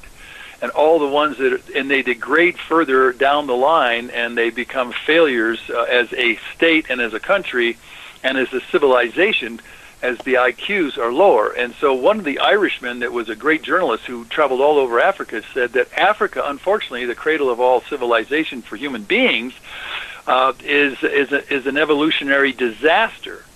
Because the IQs of the Africans have remained somewhere between 65 and 80 at the most in northern Africa. And again, that goes in line with the fact that what do illiterate people do? They proliferate, sexually, and they propagate horrendously, and that's why Africa doesn't practice birth control, doesn't have any understanding of the consequences. And that's why they're going from the current 1.1 billion to 2 billion within 31 years at their current, prolific birth rates. And so that's what's coming. And nobody wants to deal with that, though. Nobody wants to talk about that. Nobody wants to talk about the IQs. But the IQs are what define a failed country, a failed continent. And then we all, in these first world countries with an average IQ of 100 at least, are being saddled with the mass immigration that's pouring into these countries that will continue to lower and degrade the standard of living and the quality of life, not only overwhelmed by the sheer numbers, but the fact that these immigrants don't have the ability to work in a first world country and economy. They just can't do it. They don't have the horsepower. If I was an extraterrestrial and I came here in a ship with a bunch of other people from another world or something, and I came to the Earth, and I saw all these different cultures at totally different levels of development, I would almost think that some of these people must have came here from somewhere. It's just very strange to me that we have this kind of difference in our evolution. You'd think that people would evolve at about the same rate, but it seems to be drastically different here on the Earth. Isn't that bizarre? Well, it is bizarre, but also understand that those who migrated out of Africa had to have the Lucy man, and then you've got the Neanderthals, and then you had the other ones that finally died out. But the human primates, the ones that stayed in Africa, they didn't have any other need. They could hunt and gather, and so their brains didn't have to grow. Whereas the ones that went north had to grow and learn how to use fire, then had to learn how to clothe themselves, which they didn't have to do in Africa. And then they had to think about how to feed themselves, and then they had to think about how to use fire more methodically, and then they had to make tools, and then they started making tools, and as they did, they started growing their cerebral cortex. And as they grew that cerebral cortex, and then they learned, and then they passed down that learning, and then they, monkeys don't talk. Well, the monkeys in Europe started talking. The primates that evolved into the Neanderthals, they start, and then you can go on to. There's quite a few historical films out showing how humans advanced, but once we created the language. And then we started thinking, and we had that opposable thumb, and then we created the tools. And I got to see it when I was at the Oracle of Delphi in Greece. I bicycled up to the Oracle of Delphi, and I got to see the museum there for 3 days. I was so fascinated. I paid 3 days worth of going into that museum, and you can see the Stone Age, and then you can see the Bronze Age. The Stone Age, and then the Bronze Age, and you can see increment by increment by increment, hundreds and thousands of years of the human drama. You can see all of a sudden they've got these beautiful statues made out of bronze, and then they've carved all these things, and then you get to a Michelangelo, and then you get to a Leonardo da Vinci or a Cernini or a Bernini or any of these exquisite, brains out there that their IQs were off the charts, and the savants, if you will, in engineering, and then the Wright brothers, and then we've already flown to the moon, for God's sakes. So it's amazing, but that wouldn't have happened if we all would have stayed on the continent of Africa. We'd all be pretty much 68 IQs if we'd have stayed there, because we wouldn't have the need. There would have been no need to advance ourselves. I have heard this argument before, and it's interesting. So if you follow that line of reasoning, people of color started out in Africa, and then they moved into Europe and Switzerland, and they had to use their mind, and their skin started to change.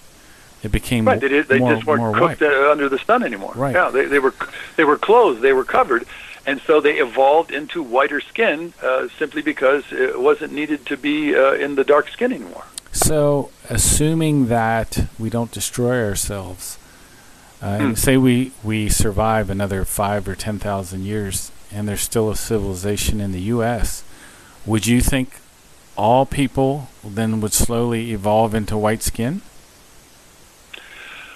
More than likely not now. All these different evolutionary situations, some will blend, some will die out. Here's the one thing that I can state, and I have studied it as my book it comes out in the fall, is that we're going to run out of oil. And folks, the slave of oil is the most prolific and usable energy slave on the planet, but it is about to run out in the next 30 to 40 years. I mean, some of the best they're saying is maybe 2075 it will all be gone, but by 2050 it's going to be really hard to procure it. And of course we don't have any other energy sources to feed the tractors to pull the plows and the arable land, and we're about to add 3 billion more people. So we're in a lot of trouble as a human race. And so personally, some of the best prognosis is that you're going to see these massive cities are going to collapse, and mass starvation is going to take out literally millions, if not billions, of people. And the best case scenario will be the people that are out that are more or less pioneers. They can have a water source and a ground source and a planting source, and the ability to maintain themselves will live in these different enclaves around the planet. So you'll still see the different colors and the different varieties and the different languages. It's just that there will be a whole lot less of us. I was just thinking that since evolution kind of took us from, if you follow the logic, that evolution took us from having dark skin in Africa, and then we moved to other areas where maybe there was less heat, less light, and then we developed white skin. It just kind of seemed logical to me that over a great time period that we'd see the same kind of evolution again. But I don't know. I'm just totally speculating.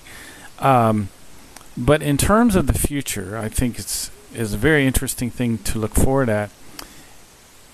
If we're going to collapse, which it looks like we are, I mean, we cannot continue with 99 million barrels of oil per day. In fact, it's going to be more, right? It's going to be from China. It's going to be 200 million a day. 200 million within 11 years. So that's how fast we're going. So we're seeing the homeless now form in the cities around the United States, and we're seeing the diseases starting to break out now, right? Yep, we sure are. For example, typhus. Isn't typhus one of these diseases that they thought was eradicated, but it's actually coming back, and like in Los Angeles? That's correct. And can you tell us a little bit about that? What tell us about this? I mean, because we're going to see, is this nature's way of reducing our population? Oh, of course it is. Anytime a species overruns its carrying capacity, it's called the tragedy of the commons. You can look it up. Go to the Garrett Hardin Society.org. Garret Hardin Hardin Society.org. Garrett Hardin Society.org, or just look up the tragedy of the commons. It's one of the most brilliant biological understandings of what's going on. And right now we are in the tragedy of the commons here in the United States, certainly all of Europe, all of Canada, certainly all of Russia, certainly all of Africa, and boy, oh boy, China, a tragedy of the commons in China and India, and Bangladesh, probably the worst example of the tragedy of the commons. And so typhus, another disease, and you have to, the vectors, disease vectors are the carriers. And so a vector, if you have a group of people who are untidy, unclean, unsanitary, they are defecating in their front yard, and that's what's, go to the outskirts of Mexico City, and you'll see literally 1 million, I think somewhere over 1 million people living in cardboard shacks, defecating with the chickens in the morning. And of course, you all know, as I've said, 60% of Indians over there in the subcontinent of India do not have a toilet, so they're defecating with the chickens also and urinating. And so you have all of these diseases, and the vectors are the unsanitary aspects of what's going on. And so as we have more and more of the 90,000 people that are living in these TARP cities, like in Los Angeles, you've got all these disease vectors, and typhus, it can just spread like wildfire. Cholera, the same thing.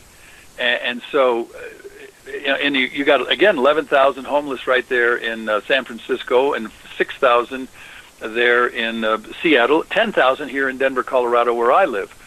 And so what do you do? Well, what's going to happen is you're going to see, and again, in places like India, where there's so much unsanitary living, you're going to see a tremendous amount of diseases spreading from hamlet to hamlet, because they're infectious, they're viral, and you're in close contact. In places like India, people live with their chickens. Well, there's Hansen's disease, which kills chickens by just unbelievable rates of speed, and then you've got all of the other contact diseases that are, and then the more you pack them in, overpopulation wise, you then have the spreading of those diseases. So we're really facing a tremendous amount of consequences on so many levels. I'm reading here. It says typhus causes inflamed blood vessels, which in turn cause a dramatic drop in blood pressure, as well as internal bleeding. Patients. Yeah, they'll bleed right through their noses. Yeah. Oh, really? Ugh. Oh yeah, you bleed through the nose. You bleed right into the inner body. Oh yeah, typhus is nothing to mess with. And patients. I was a medical service corps officer in the United States Army, and I remember in all of my medical training, what we had to do to go out into the field, and what were the first things we had to do to make sure that the troop was not going to come down with infection, etc. And boy, the bugs out there, they're ready to take us over at any time. All these bacterium, certainly these viruses, they will just scourge, if you will, the land and the people that are on the land and the animals when they're in such tight compact. Typhus can also cause kidney failure, right? Mm-hmm. Yep, sure can. So, will it go away on its own, or do you have to use antibiotics or something like that? Antibiotics, right. Mm-hmm. You have to. Mm-hmm. Yep. So is that the historical trend we're going to see as the... Oh, yeah, we're going to... Yeah. Well, I guess what I'm seeing is the oil is going to deplete. The populations are going to continue to increase. We're going to see people being homeless, especially in the cities. Then you're going to see these diseases start to break out, right? And the diseases are probably going to kill a lot of the people, the homeless people, and kill the people in the cities, correct? Well, that's correct. Let me just give you an example. Cholera. Cholera is an acute diarrheal illness caused by infection of the intestine with toxigenic bacterium, and the name of it is cholera, vibrio cholera. Mm-hmm. It estimates about 2.9 million cases around the world and 95,000 deaths every year. So you get a cholera outbreak there among those 90,000 in Los Angeles. Now, look at this. Every person listening to this broadcast today, if we could solve the 90,000 homeless there in Los Angeles, don't you think we would do it? Mm. What about the 11,000 right there in, instead we're over there fighting in Afghanistan and Iraq for the last 18 years, and we've spent $5.9 trillion. Do you think that the leaders of this country are making common sense, rational, logical decisions up there in Washington, D.C. on how to spend our money when we're having our own country rot from within, both infrastructure-wise? Does anybody look it up? Go to Google or go to the Internet and look up how many water mains break in this country every day. Just look it up. How many water mains? Why are thousands of water mains breaking in all these cities? Well, New York City is sitting on water mains that were built back in 1901. Wow. Same thing here in Denver. We have water mains breaking all the time. Los Angeles, the same. We're not taking care of the infrastructure in our country. We're not taking care of the 45 million people who are completely illiterate. We're not taking care of the cancer that's spreading across this country because we can't. But what are we doing?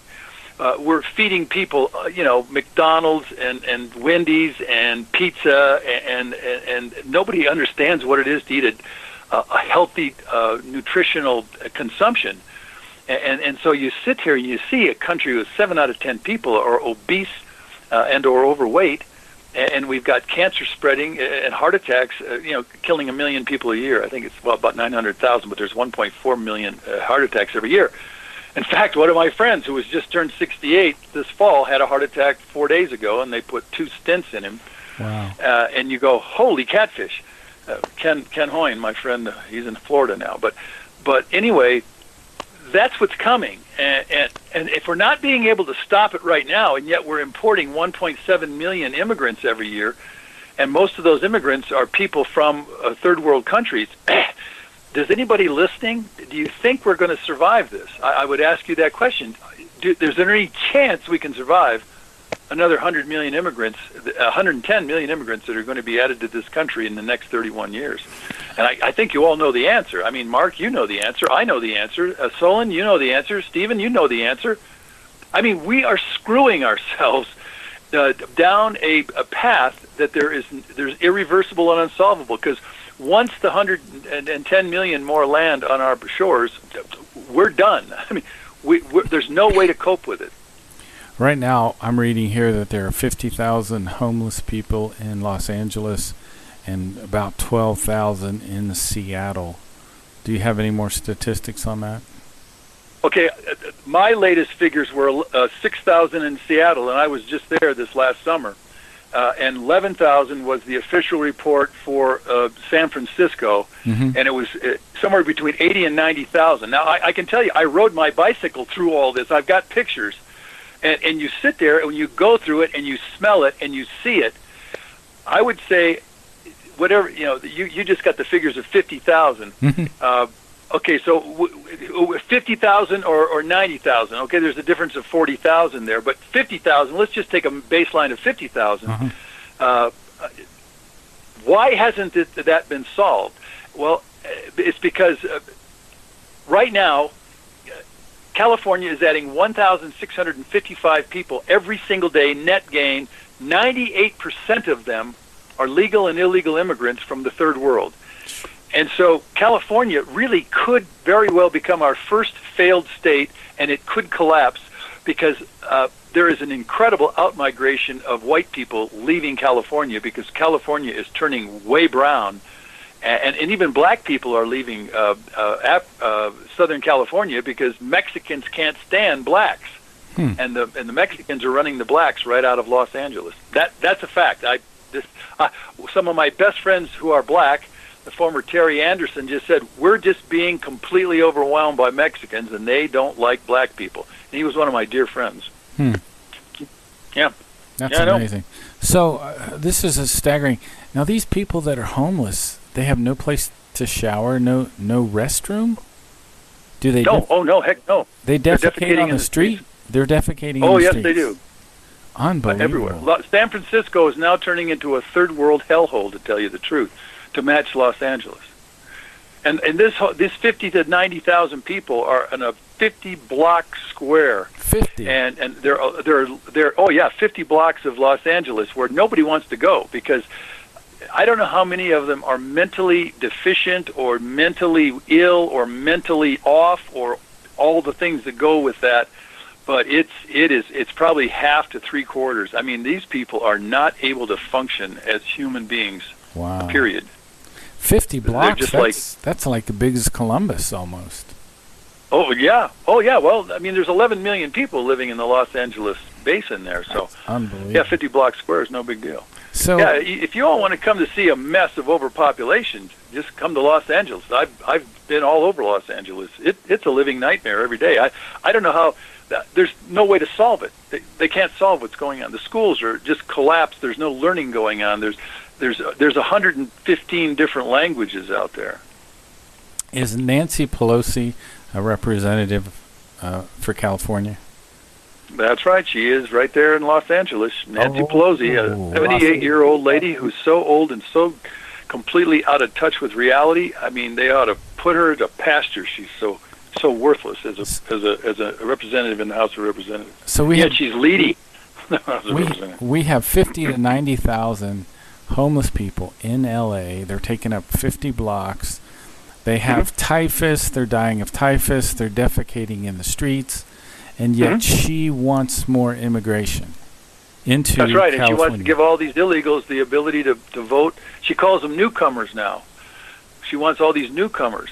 I really don't understand why the Democrats think that they can keep bringing in the newcomers, illegal aliens, and then get a whole new voting bloc to put them into power when we've already seen what happened to Chicago. Anybody seen Chicago lately? Anybody seen Los Angeles? Anybody seen what's happening and certainly there in San Francisco? That's where all the Democrats are in power. And that's where all the socialism is not working too well. You could say the same thing for New York City. It is getting to be a nightmare. And anybody, like I say, anybody listening to this program, I absolutely warrant you to go to Minneapolis and go to Somaliland, where Ilhan Omar was elected, and go into that Somaliland up there, and I guarantee you, it looks like Africa. Trash everywhere. Somalians will literally knock old people off their bicycles. They'll attack them in the streets. Nobody really white dares go into Somaliland up there. And the same thing in Detroit now with all the Muslims in Dearborn, over 300,000 of them. It's no longer Detroit. It's a foreign country. It's a little Baghdad. You go to Miami and you'll see thousands of Muslims bowing in the streets. And you'll see the same thing in Detroit. And it's because they are not part of America, and they never will be. They simply do not have the ability to integrate into a first world country with a 6th century religion, because it bans them from doing that. That's what we're facing. We've screwed ourselves. That's what we've done as a country and as a civilization, as a culture. We're running out of time. Do you want to plug your book?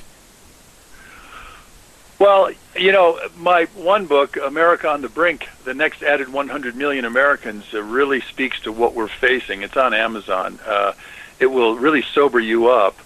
This new one coming out later this year will be America's Overpopulation Predicament, Blindsiding Future Generations. And everything that I talk about, I've seen personally, having traveled through all 50 states repeatedly in my lifetime, to see in the last 40 years, 50 years, the downgrade of America because of this massive infusion of third world people. We've just become a country that was so nice that we completely degraded ourselves and degenerated and devolved our society, so much so that it's no longer America with the American people and the American dream. It's loaded with, 45 million people who are not even born here, have no affinity to this country. And I'm going to bring that out in this next book. But again, the sheer numbers are the greatest tragedy that we're facing. And we'll keep talking about that each Saturday. And I hope there's a whole bunch of people listening, because, again, I'd like to get on 60 Minutes on NPR. I'll debate with anybody, and they will not be able to deal with the questions and the facts that I raise, because the facts that I raise are not racist, they're not war, they're not fear-mongering, they're not xenophobic, they're not nativist. They're simply the facts, and we better start dealing with the facts, because another 110 million people added to this country in 31 years is going to be a fact, and it's going to be a nightmare if we don't stop it. Thanks, Frosty. That sounded like the music. Have a great week. We'll see you next week. Thank you, Mark, Solon, Stephen, thank you. Bye-bye. Take care.